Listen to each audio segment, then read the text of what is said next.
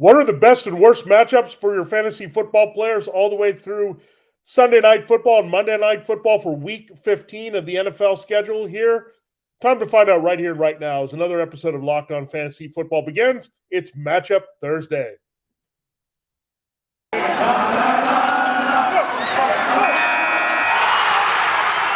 are Locked On Fantasy, your daily NFL fantasy podcast. Part of the Locked On Podcast Network, your team every day.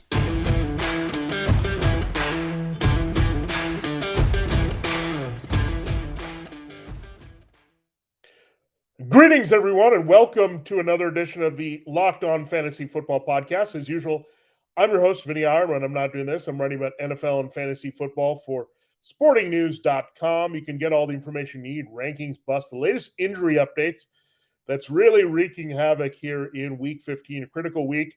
A lot of leagues in the first round of the playoffs. Some people have a bye. Some people are still playing in the regular season trying to get in. So we're going to help all of you out here and also give you a little bit of DFS advice, injury updates along the way. We'll do that in detail tomorrow there on Lineup Friday to close the week. So we'll look at DraftKings and FanDuel, the best returns on investments on players there, as well as injury updates. Today, however, we have to cover the back half of games all the way through Saints-Buccaneers, that's Sunday Night Football, and your Vikings Bears game, Monday Night Football. So back at 8 of the games on the schedule. We have a full slate of 16 games. If you missed the breakdown and trying to figure out all the things going on the front half of the schedule, including Thursday Night Football with the Chiefs and Chargers, and then 2 Saturday games there, Raiders, Browns, and Patriots, Colts. We have that for you in detail. So we'll dive right into all this in a moment. Thanks again for making Locked On Fantasy Football your first listen every day. We're free and available for you on all platforms. All right, let's dive in here. We have a lot of games to get to. We'll pick up where we left off with the Texans Jaguars game. Not the most exciting game, but we wanted to wait, and there's breaking news with this one. Urban Meyer is not going to be coaching the Jaguars. Darrell Bevell, the offensive coordinator, formerly of the Seahawks and Lions, he takes over as the interim head coach. So we'll get to the Jacksonville side of things in a moment. Let's look at Houston. Davis Mills really played well last week. Similar defense is going to see from the Jaguars this week. He was throwing it, zipping it, getting it downfield. Brandon Cooks had the 100-yard game. I think Cook stays hot here. I know the Jaguars' pass defense has been pretty good, but Josh Allen, their fine hybrid edge rusher, is banged up a little bit in this one. And we'll see how they respond. The Jaguars could play really inspired and come out here, or they could be a little bit flat with the coaching change in the middle of the week. So things to keep in mind here with this one, but not too crazy for fantasy. I'm not going to start Davis Mills in regular leagues, but in 2QB Superflex, you can look there. You can also look at DFS this week as a bit of a tournament stack with Brandon Cooks.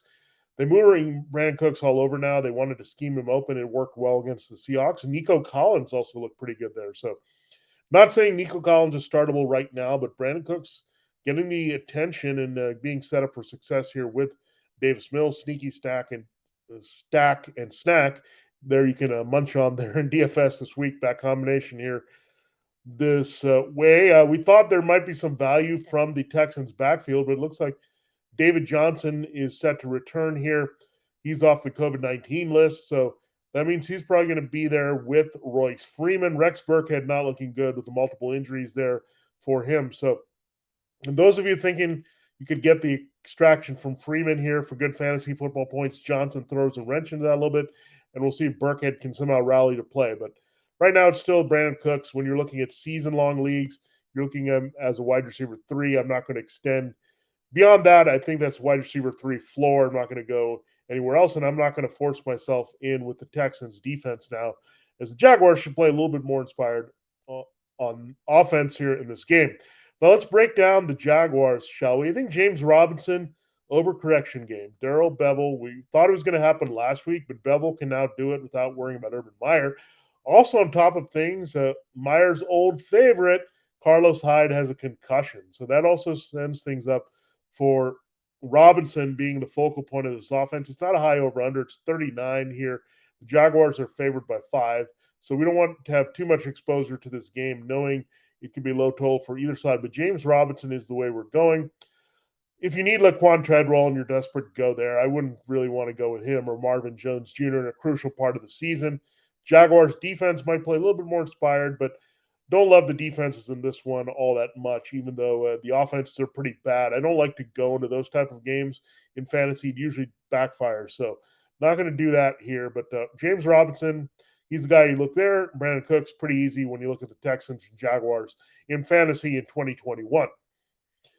The next game is the Cardinals Lions game as we creep toward the late afternoon window there on Sunday.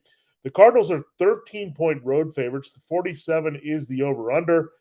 Let's start with the Cardinals. Kyler Murray locked in, but you need some running and some touchdowns from him. The big news here, two pieces of big news. Actually, DeAndre Hopkins is going to miss the game. He's getting knee surgery. He's got a torn MCL. He's going to probably miss the rest of the regular season. So DeAndre Hopkins' fantasy season is over. He might be back for the playoffs here to help the Cardinals or wherever they are running, whether they're the NFC West champions or an NFC wild card. And so Kyler's going to have to adjust. He had a good connection with AJ Green last week.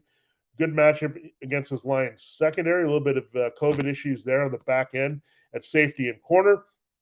So I like Zach Ertz here to do a little damage in this one. So Ertz and Green and Christian Kirk figure to be the beneficiaries. I don't think you'll see a big bump in Rondale Moore's usage, but they might need more a little bit as an extension of the running game because James Conner is banged up and he could miss a game here. So Lions game says if they're going to lean on the side of caution, it makes sense because they can still beat Detroit, probably without James Conner. I think what's going to affect that should Chase Edmonds be activated off IR, then I think for sure you feel a little bit better about sitting Connor for the Cardinals and still getting a win. If it's Eno Benjamin, then you might have a little bit of trepidation, but it might be what it is here.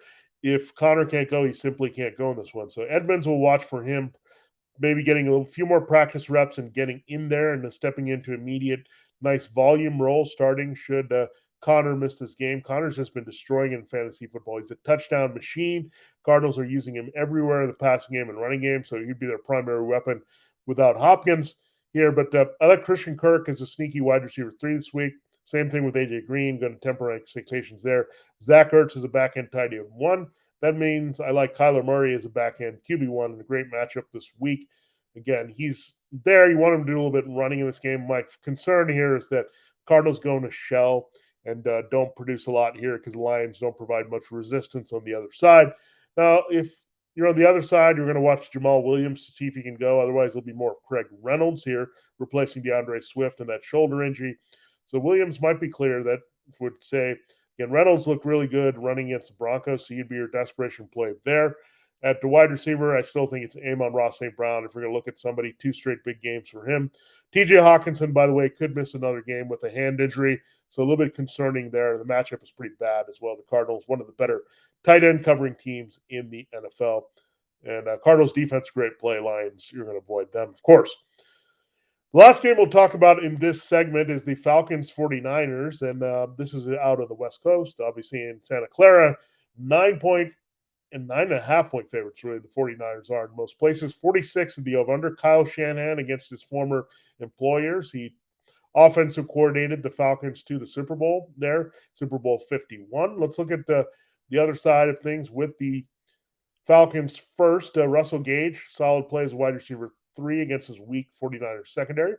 Kyle Pitts is in there. Jaquiski Tart could miss the game. Fred Warner also a little bit banged up. Those guys would help a little bit with Kyle Pitts having a decent game, but Pitts and Gage are in there for sure. You're not tying them to Matt Ryan. You're still going to play Cordarrelle Patterson. He keeps coming through in every game. You're not going to extend to Mike Davis in this backfield cover. So pretty simple here. Gage is a wide receiver 3. Pitts is a back-end tight end 1. Patterson Moore is an RB2 this week. And as a wide receiver, that puts him up as wide receiver 1 for the volume he gets.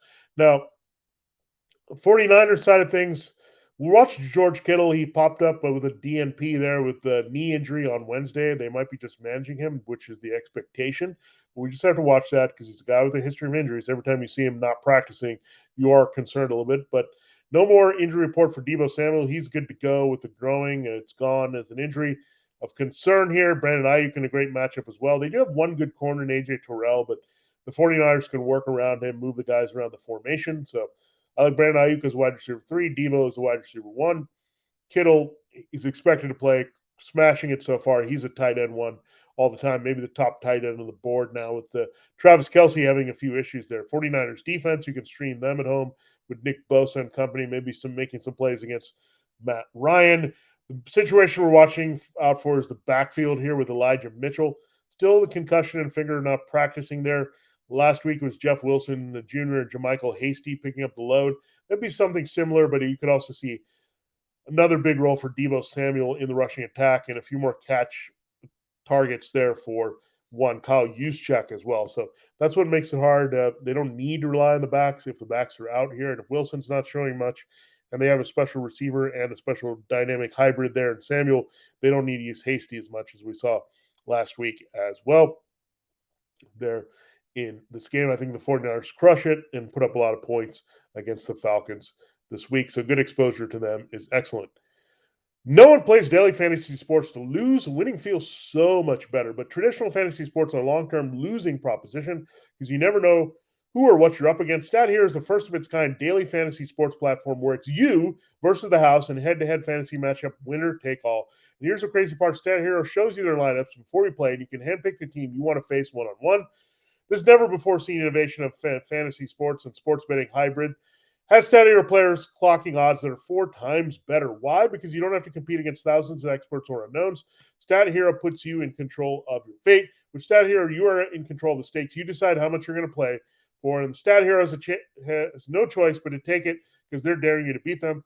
StatHero head-to-head is what daily fantasy should be, one-on-one. Now, we do have a special contest that you can get in on to check out there. It's also part of the Sirius SXM kind of contest that they're going as well. So they're doing a quarterback challenge here. So the challenge here from StatHero is the combination of Matthew Stafford for the Rams against the Seahawks, Jimmy Garoppolo for the 49ers versus the Falcons, and finally the GOAT, Tom Brady, there against the Saints. So how do we want to come up with 3 guys to maybe beat that crew? Well, I have a good idea of one. That would be Aaron Rodgers of the Packers in a good matchup against the Ravens. We'll talk about that more in detail later. I also mentioned how much I love Josh Allen yesterday in the Bills-Panthers game. So Josh Allen and Aaron Rodgers.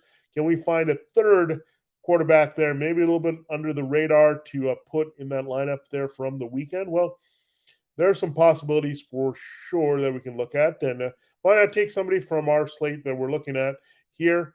And I got to say, we're looking at Joe Burrow. I think he's going to be a little bit under-owned here, but I think he's going to get it done with the Broncos. So he's going to be our Garoppolo in this mix, but we feel really confident with Rodgers and Allen here to combat that group. So it's a lot of fun. That's how you break down StatHero. You see what they have and see if you can do a little bit better there with your lineups here.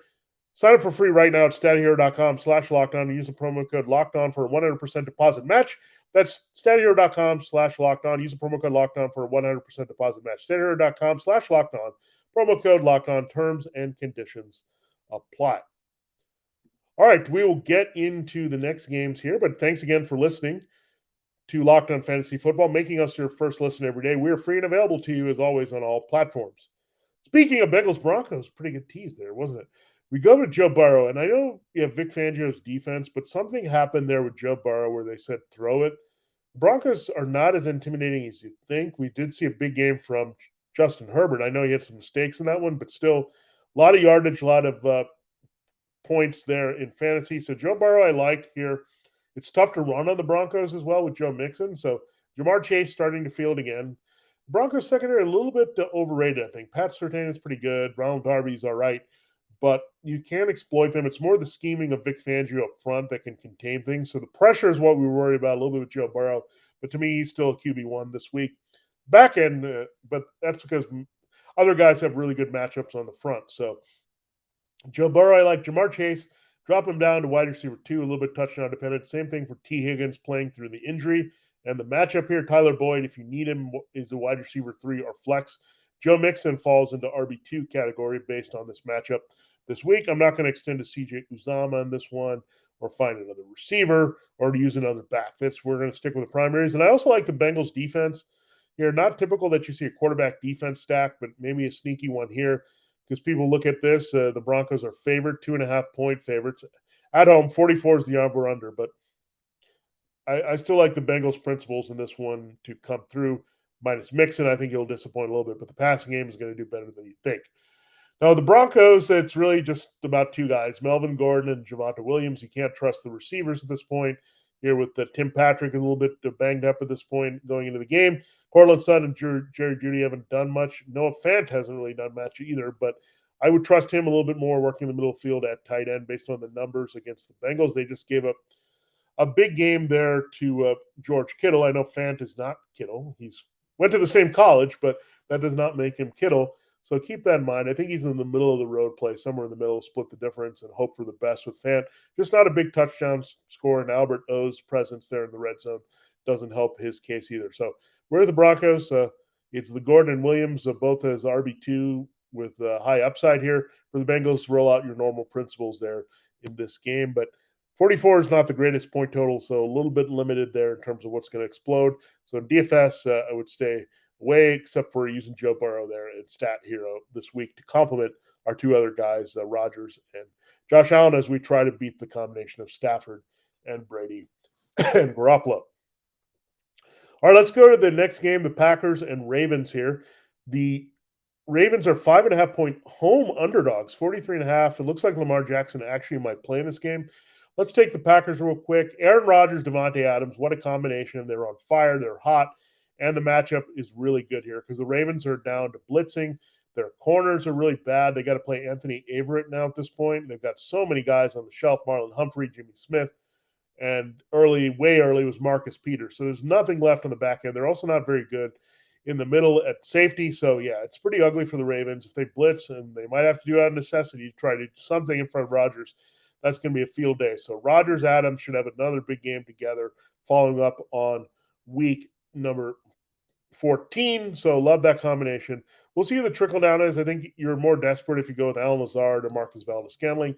Hard to know who's going to see the ball after Aaron Rodgers. It could very well be a tight end or back as they use Aaron Jones a little bit more. So Aaron Jones drops down to RB2 this week because they used to A.J. Dillon here, and it's a tough matchup against the Ravens in general. So keep that in mind. We look at A.J. Dillon, not going to play him. That matchup was tough enough to push Dillon out of flex consideration this week because he's not scoring touchdowns or catching passes. That's going to really cap your value here.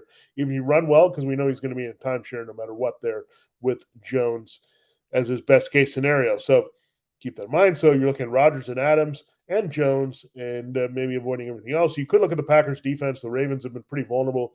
Their offensive line is in shambles, especially at the tackles with Patrick McCarry hurting and Alejandro Villanueva not looking that great. So some sacks and takeaways to be had potentially against the Ravens, especially with Tyler Huntley in there instead of Lamar Jackson.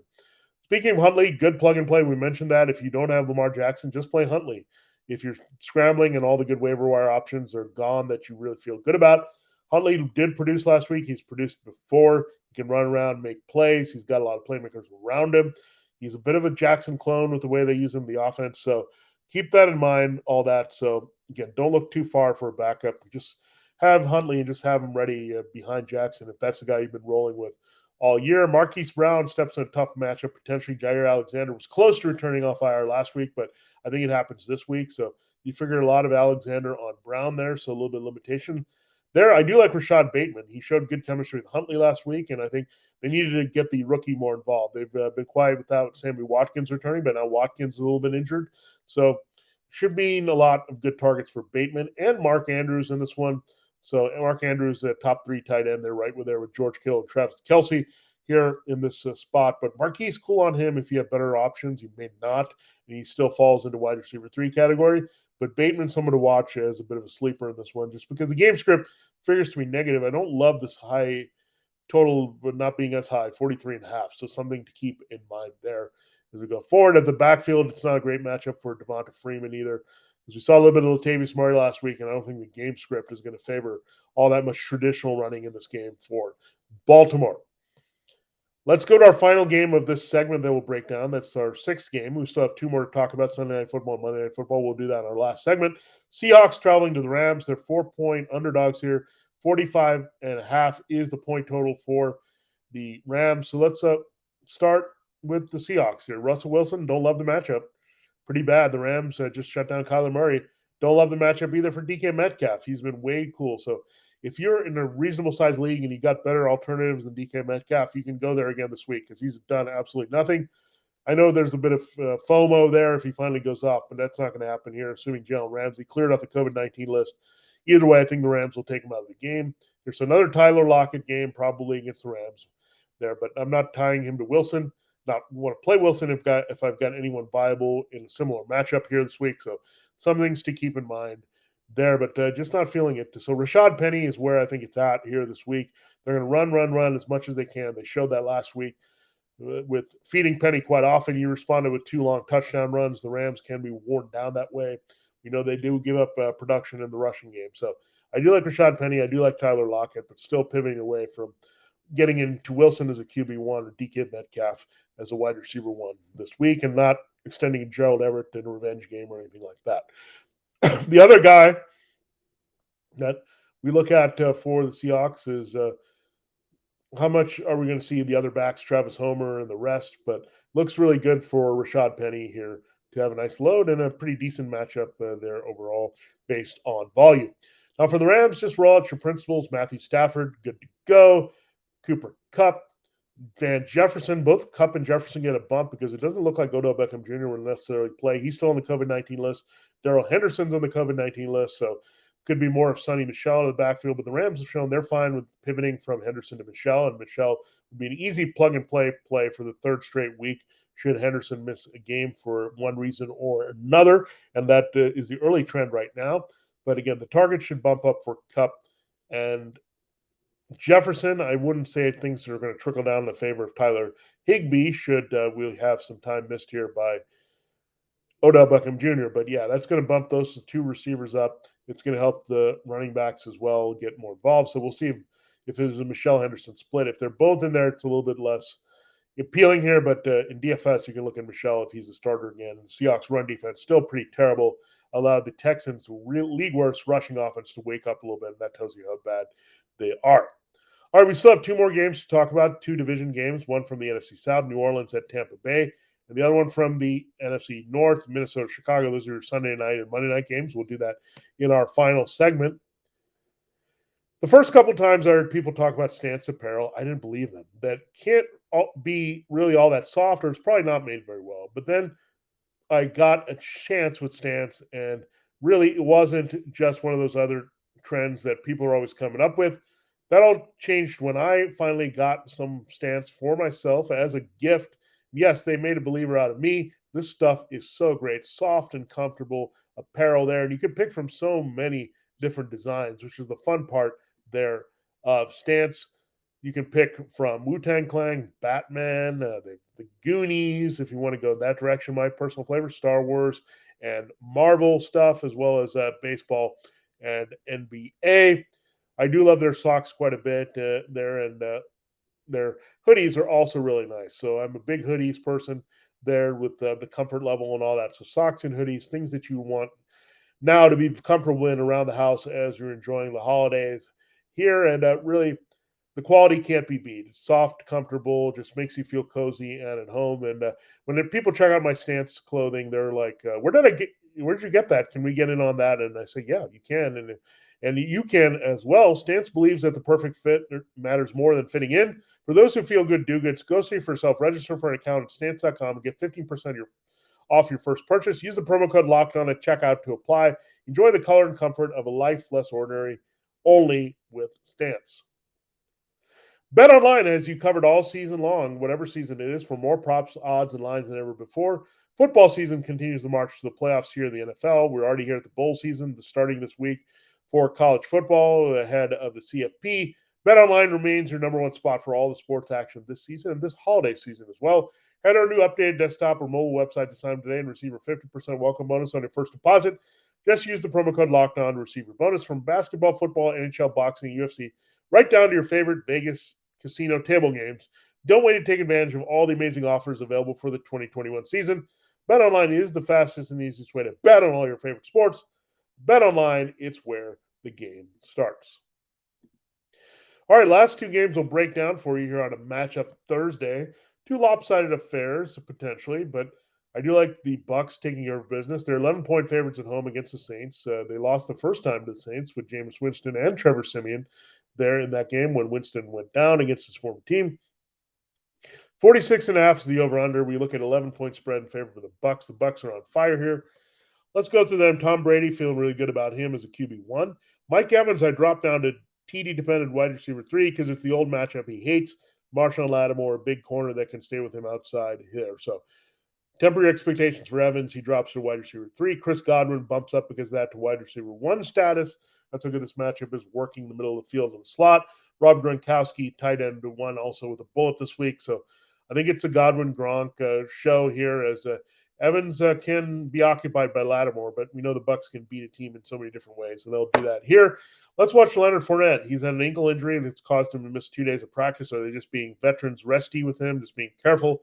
We'll have to see. I think that's the case so far. But Giovanni Bernard, keep in mind, is on IR. So that would say Ronald Jones is in line should you have a missed game here by Fournette to get most of the touches. So make sure you go back up Jones with behind Fournette in this one. Just make sure you have him. Cover all your bases because there's a lot of things going on with COVID and injuries that change things on a dime. So if you got some free roster spots, make sure that you have some ability to go in that direction should Fournette not play. So you're really looking at Godwin and Gronk. I'm not extending Rashad Perryman or Tyler Johnson or Scotty Miller or Cameron Brate. Just not going to go there. Just too sporadic and unknown. A little bit boomer bust with all those flavors. But I'm pretty sure this game is going to be a Godwin and Gronk boom and a little bit of just disappointment overall there from Evans in this matchup against Lattimore. Again, I think the Bucs take care of business here. On the other side of things, let's look at the Saints. I mean, Alvin Kamara, tough matchup for him. The Bucs are really good against the run, but they have been vulnerable at times against pass catching backs. So that could be Kamara's ticket as well as a touchdown to be productive this week. Taysom Hill is a guy that could also take over the backfield here. The Bucs did struggle with Josh Allen and his strong running last week on design play, so something to keep in mind there. With New Orleans as avoiding the wide receivers, tight ends, and whatnot here, and especially the defense against Tom Brady and the Bucs on the road. Finally, we'll talk about the Vikings Bears game. The Vikings are 4.5 road favorites here on Monday night. This is a game we saw play out last year as well. 44 is the over-under. Let's start with the Bears, actually, the home game in this one. Justin Fields, I like a lot as a streamer this week. Can get it done. He's been really good in the past 3 games where he's played the whole game. He's producing. They're letting him run free, finding his wide receivers and all that good stuff. So really like that potential here for Justin Fields to stay hot, especially at home. Controlled environment that he likes. I think he's a good bad weather quarterback in terms of ability to move around and make plays. And Darnell Mooney has another great matchup. Mooney did have a big last Monday night game when he played a very quiet Sunday night game against the Packers, but lit up the Steelers, has had some big second half games. They forgot about him a little bit last week. That's overcorrected this week. I also think Allen Robinson can give you some wide receiver 3 numbers finally in this matchup with the Vikings, but bump up Darnell Mooney into the wide receiver 2 conversation at least with some wide receiver 1 upside this week. David Montgomery with the volume is locked in here for RB1, and just by how much he gets usage. The Vikings run defense not very good there. So I'm not going to extend to Cole Kmet, some of these other receivers and all that to here in this game, or play Damian Williams or Khalil Herbert. So stick with your principles. Mooney, Montgomery, Fields here are the players to look at. And the Bears defense, a little maybe sneaky play, might overachieve a little bit at home with the emotional home primetime bump here. So 44 to the over and again, 4.5 point favorites. The Vikings are in this one. Now, let's look at the Vikings side of things. Kirk Cousins rebound spot. You have one good corner for the Bears, Jalen Johnson. No Khalil Mack in the pass rush. He should have a cleaner, more productive game this week. I think it's a higher scoring game than we expect, so it should go over the 44, which is also great for Cousins. We'll see about Adam Thielen. We haven't seen any practice reports there yet because they don't practice until Thursday afternoon. So we'll see how it plays out if he can return. If not, KJ Osborne gets another nice nod in the spot opposite the Jalen Johnson and Justin Jefferson matchup. Jefferson, because of that matchup, we're bumping him a little bit down to wide receiver 2 with the wide receiver 1 upside versus the surefire wide receiver 1. But so hard guy to slow down, especially if there's no Thielen here to dominate the targets and get all the looks there all the way through the red zone. So Jefferson, pretty good. More of a back-end wide receiver 1 this week. Dalvin Cook killed it last week against the Steelers. He's a strong RB1 with his volume. The Bears' run defense also pretty weak here. So Osborne, if you need him as a wide receiver 3/flex, is available for you there in this one. And again, I like Justin Jefferson. He can do so much, and this is a matchup where he can cut through and really do some damage here. If they move around the formation here with Kirk Cousins, that's why I like Cousins attached to Osborne. And Jefferson, I think there'll be more of a scoring opportunity for other Vikings in this game as well through the passing game.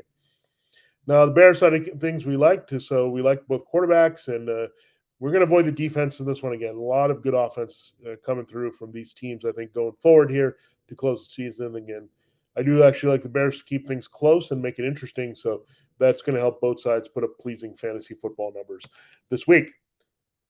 Thanks again for making Locked On Fantasy Football your first listen every day. Don't forget, we do have Lineup Friday to close the week tomorrow, and we'll tell you about the holiday schedule next week. We're still pretty much in that mode because we know Christmas is next Saturday, but our next episode, we'll do Lineup Friday looking at injury updates, DFS advice, plus any takeaways that you need to know from our reaction to the Chiefs-Chargers game on Thursday Night Football. Now, make sure your second listen is Locked On Bets, your daily one-stop shop for all your gambling needs. Locked On Bets, hosted by your boy Q with expert analysis and insight from Lee Sterling. It's free and available on all platforms. For Locked On Fantasy Football for Matchup Thursday, this is Vinnie Iyer. Have a great day and good luck if you got players going in Chiefs-Chargers tonight.